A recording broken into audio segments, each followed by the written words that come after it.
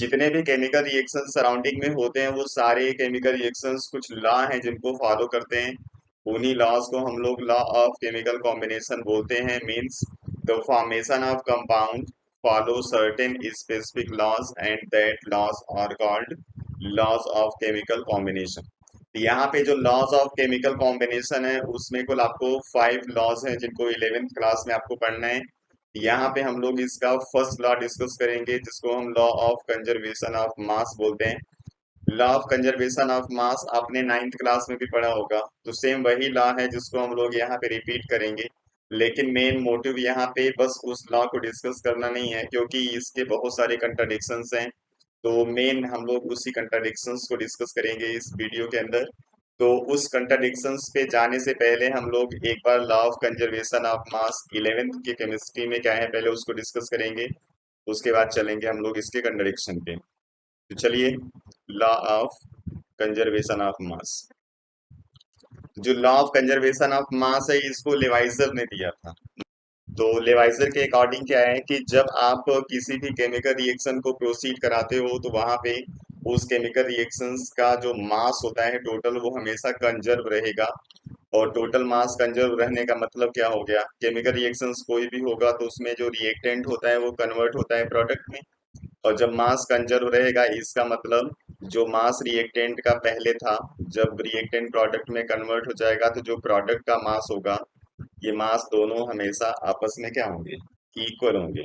मतलब law of conservation of mass के according the mass of reactant is always equal to the mass of product. इसी rule पे based आपसे कुछ problems 11th की chemistry में पूछे जाते हैं। तो एक प्रॉब्लम तो जनरली बन जाता है कि आप लॉ ऑफ कंजर्वेशन ऑफ मास क्या है इसको एक्सप्लेन कर दो, तब इसको एक्सप्लेन कर लेते हो। कभी कभी कोई छोटा सा न्यूमेरिकल दे देंगे जिसमें किसी रिएक्शन का डिस्कशन होगा, तो उसमें रिएक्शन में जो रिएक्टेंट और प्रोडक्ट होंगे उसमें कोई एक मिसिंग होगा जिसका मास आपको बताना होता है, तो वो भी प्रॉब्लम सॉल्व हो जाता है। या फिर एक प्रॉब्लम आता है जिसमें रिएक्टेंट और प्रोडक्ट सबके मास दिए जाएंगे और आपको बोला जाता है कि आप प्रूव करिए कि ये law of conservation of mass को फॉलो कर रहा है। तो वहां पे total mass of the reactant और total mass of the product आप निकालते हो। अगर ये दोनों इक्वल आते हैं तो आप बोल देते हो कि ये law of conservation of mass को फॉलो कर रहा है, अदरवाइज वो फॉलो नहीं करता। जैसे एक प्रॉब्लम यहाँ पे हम लोग देख लें। तो एक प्रॉब्लम हमारे पास है जिसमें कह रहा है कि after heating 4.9 gram of KClO3, 1.94 gram of O2 and 2.96 gram of KCl produce. तो कह रहा है कि आप प्रूफ करो कि law of conservation of mass को फॉलो करता है या नहीं। तो अगर इसका केमिकल रिएक्शन लिखोगे तो आप लिखते हो KClO3 change into KCl plus O2। अगर इसको बैलेंस करोगे तो आपको लिखना पड़ेगा इसको इस तरीके से। यहाँ पे कोफिशिएंट का वैसे भी कोई मतलब होता नहीं है। यहाँ पे आप लिखोगे मास ऑफ KClO3 जो कि है 4.9, ये इक्वल होना चाहिए mass of KCl। Mass of KCl यहाँ पे है 2.96 प्लस मास ऑफ O2 जो यहाँ पे बना हुआ है 1.94। तो ये वैल्यू सेम होनी चाहिए। इसको जब आप ऐड करोगे तो 6 4 10 9 9 18 1 9 और ये 4, ये भी 4.9 ग्राम आ गया, ये भी 4.9 ग्राम है। मतलब ये जो आपका रिलेशन है वो law of conservation of mass को फॉलो कर रहा है। तो ऐसे प्रॉब्लम आपसे पूछ जाएंगे। चलिए इसी बेस्ड एक प्रॉब्लम और देख लेते हैं। इसमें कह रहा है 30 ग्राम BaCl2।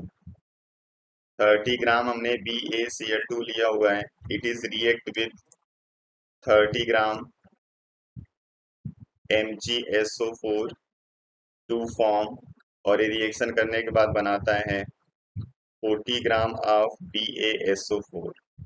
तो कह रहा है find mass of MgCl2 form, कितना MgCl2 बनेगा। तो सबसे पहले रिएक्शन लिखेंगे हम लोग। BaCl2 रिएक्शन करेगा MgSO4 के साथ and it produces BaSO4 plus MgCl2। अब law of conservation of mass के अकॉर्डिंग क्या हो जाएगा, mass of BaCl2 that is 30 gram plus mass of MgSO4 that is again 30 gram is equal to mass of BaSO4 means 40 gram plus mass of MgCl2 आपको बताना है, इसको x हम assume कर लेंगे। तो 60 इक्वल टू 40 प्लस x, यहाँ से x सॉल्व करोगे तो 20 ग्राम आ जाएगा, मीन्स 20 ग्राम यहाँ पे MgCl2 प्रोड्यूस होगा। इस तरीके से प्रॉब्लम आपको सॉल्व करना होता है। चलिए, इंपॉर्टेंट है यहाँ पे law of conservation of mass generally है क्या। अब थोड़ा इसको हम लोग डिटेल में डिस्कस करेंगे और उस कंट्राडिक्शन। तो जब आप थोड़ा सा डिटेल में डिस्कस करोगे तो आपको पता चलेगा कि जो मास होता है वो कंजर्व कभी होता ही नहीं। अभी तक आप पढ़ते आए हो कि मास किसी भी मटेरियल का हमेशा फिक्स रहता है, लेकिन अब से आप जानते रहना कि जब कोई भी केमिकल रिएक्शन होगा तो वहां पे मास चेंज हो जाता है, means mass is not a conserve property. और मास कंजर्व नहीं होगा तो फिर ये लॉ ऑफ कंजर्वेशन ऑफ मास तो ऐसे ही ठीक नहीं है। तो जनरली हम लोग क्या है, गलत पढ़ते हैं। जो लॉ ऑफ कंजर्वेशन ऑफ मास हम लोग बोलते हैं वो जनरली मास है ही नहीं। या तो उसको आप बोलो law of conservation of mass and energy,